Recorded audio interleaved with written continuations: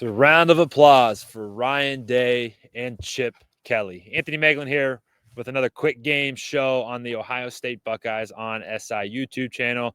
Fresh off of Ohio State's convincing, impressive, dominant, all the superlatives, 42-17 victory over the Tennessee Volunteers in the first round of the college football playoff. In this episode tonight, we are talking about how Ryan Day and Chip Kelly responded in such a big way. They talk every day about, hey, our guys got to respond to adversity. Our team has to respond. Our team.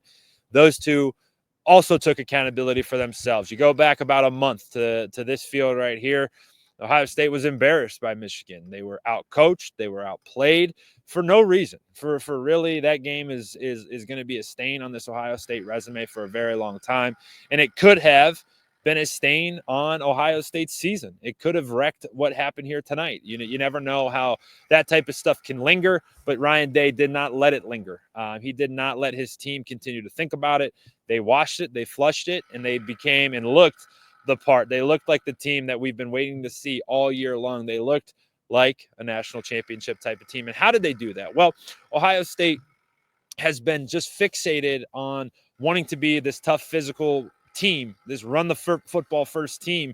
And yeah, I think at the beginning of the year, you wanted to be that and you had the guys to be that. But as this team looks in week 15, 16, 17, I don't even know what week it is anymore. This offensive line is bruised. It's beat up, man. It's in rough shape.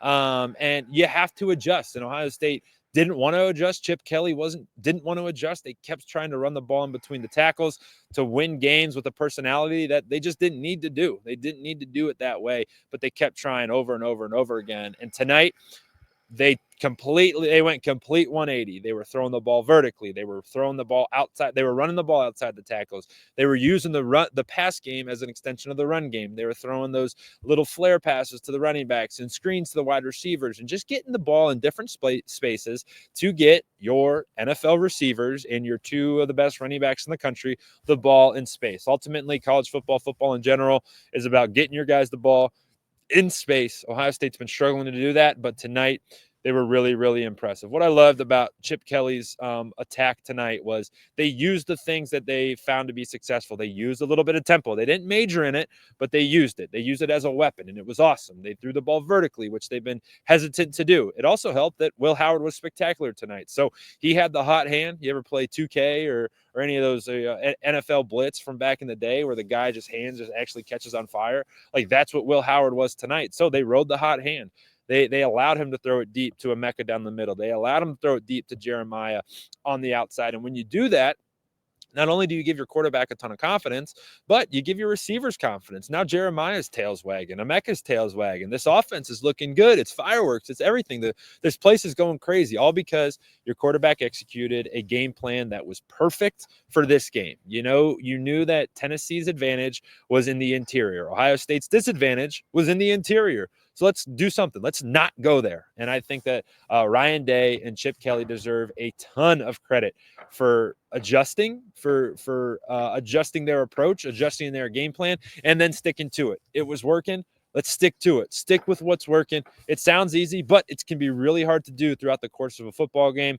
But they had this Ohio State team buzzing. They started fast. They played physical. They played strong. They played smart. They played like they were the much better football team, and it proved out on the scoreboard. So I think at the tip of the cap to the head coach, Ryan Day, and offensive coordinator Chip Kelly, because it's been really loud around those two these last 3 weeks, but they certainly answered the call tonight. The Buckeyes, 42-17 winners over the Tennessee Volunteers. Really appreciate you jumping in and joining me tonight as we talk about our head coach and offensive coordinator. If you like this content and other stuff that we do, hit that subscribe button. Really appreciate every single one of you guys who subscribe to our channel.